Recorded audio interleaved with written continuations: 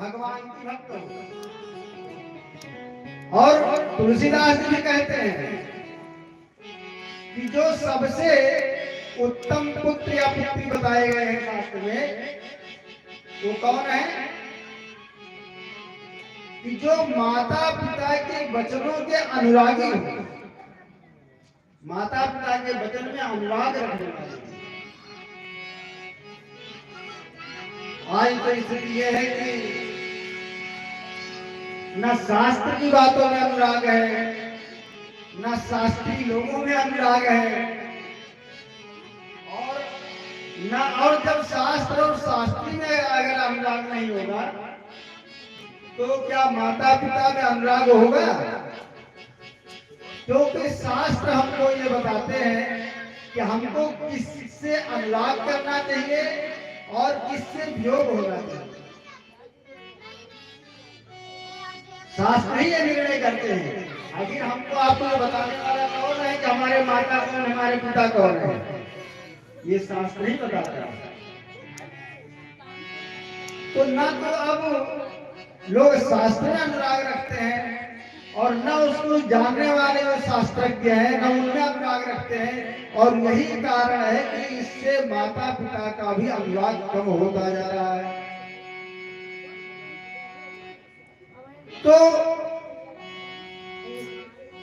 जो अवध बिहारी जी थे, हमको लगता है कि उनका किसी जन्म का पुण्य प्रताप ही है कि जो उनकी इतनी सुंदर और उनके मनोनुकूल कार्य करने वाली उनकी सुपुत्री श्रीमती आशा देवी जी, उन्होंने एक ही बार उससे कहा कि पंडित जी हमारी ऐसी इच्छा है और हमारे पिताजी की ये इच्छा थी करने के लिए, और हमारे मुंह से ऐसे ही निकल गया। यहाँ आया था मैं खाली घूमने टहलने के लिए, और हमारे मुंह से ऐसे निकला कि माघ मास आ रहा है और इतना अच्छा सानिध्य मिले, तो इससे अच्छा है कम से कम 1 महीने का मास पारायण, सप्ताह पारायण हम लोग सुनते ही रहते हैं। सप्ताह पारायण कथा तो हम लोग सुनते ही रहते हैं। मास पारायण कथा सुनने का अवसर बहुत कम लोगों को यह अवसर प्राप्त होता है, क्योंकि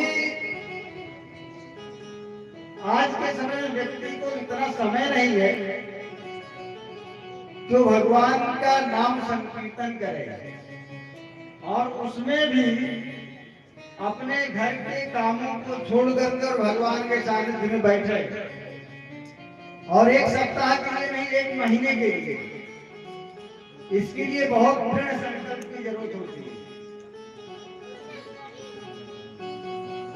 तो इतना सुंदर सानिध्य होते हुए भी, इतना अच्छा हम लोगों को स्थान मिलते हुए भी, अगर हम भगवान के संकल्प को, भगवान के कथा को सुनने में अनुराग नहीं रखते हैं, तो इस मतलब आप ये लगा लीजिए कि हम लोगों का अगर दुर्भाग्य कितना बड़ा होगा।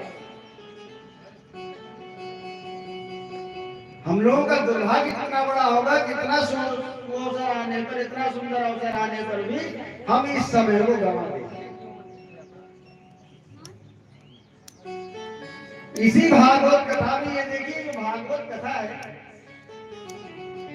ये जो कथा भी 1 महीना चलने वाली है, इसमें आप ज्यादा रंग बिरंगा कार्यक्रम नहीं देखेंगे, क्योंकि रंग बिरंगे जो कार्यक्रम होते हैं वो खाली साप्ताहिक में अच्छे लगते हैं, वो खाली साप्ताहिक में अच्छे लगते हैं।